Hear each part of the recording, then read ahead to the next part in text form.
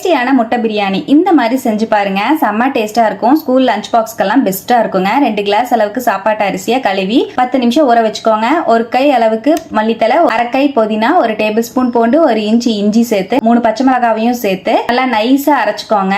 குக்கர்ல 2 teaspoon oil சேர்த்து 1/2 teaspoon உப்பு, 1/2 டீஸ்பூன் மிளகாய் பொடி, 1/2 டீஸ்பூன் மஞ்சள் பொடி சேர்த்து நல்லா கலந்து 5 வேக வச்ச முட்டையை சேர்த்து 2 நிமிஷம் மீடியம் ஃப்ளேம்ல வச்சு வறுத்து முட்டையை வெளியே எடுத்துட்டு குக்கர்ல 2 டேபிள் ஸ்பூன் ஆயில் சேர்த்துட்டு பட்டை, கிராம்பு, ஏலக்காய், பிரியாணி இலை, அன்னாச்சி பூ, கல்பாசி, பெரிய வெங்காயத்தையும் சேர்த்து நல்லா பிரவுன் கலர் வர அளவுக்கு வதக்கிட்டு நம்ம அரைச்சு வச்ச கிரீன் பேஸ்டையும் சேர்த்து நல்லா வதக்கி விட்டுக்கோங்க. சுருளை வதக்கி விட்டதுக்கு அப்புறம் 1/2 டீஸ்பூன் உப்பு, 1 டீஸ்பூன் மிளகாய் பொடி, 1 டீஸ்பூன் மல்லிப்பொடி, 1/2 டீஸ்பூன் மஞ்சள் பொடி சேர்த்து நல்லா கலந்து விட்டுட்டு 2 தக்காளி பழத்தையும் சேர்த்து நல்லா மிக்ஸ் பண்ணி விட்டுக்கோங்க. 1/4 கப் அளவுக்கு தயிரையும் சேர்த்து நல்லா ஸ்லோ ஃப்ளேம்ல மிக்ஸ் பண்ணிட்டு ஊற வச்சிருக்கிற அரிசியை தண்ணியை வடிச்சு சேர்த்து 4 கிளாஸ் அளவுக்கு தண்ணியும் சேர்த்துட்டு நல்லா மிக்ஸ் பண்ணி விட்டுட்டு தேவையான அளவுக்கு உப்பை சேர்த்து ஒரு 1/2 லெமன் ஜூஸை பிழிஞ்சு சேர்த்துட்டு நல்லா மிக்ஸ் பண்ணிட்டு நம்ம வறுத்து வச்சிருக்கிற முட்டையை மேலாப்புல அப்படி சேர்த்துக்கோங்க.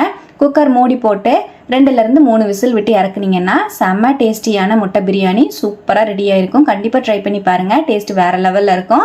ட்ரை பண்ணிட்டு எப்படி வந்ததுன்னு கமெண்ட்ல ஷேர் பண்ணுங்க. நம்ம பேஜை ஃபாலோ பண்ணிக்கோங்க. தேங்க்யூ.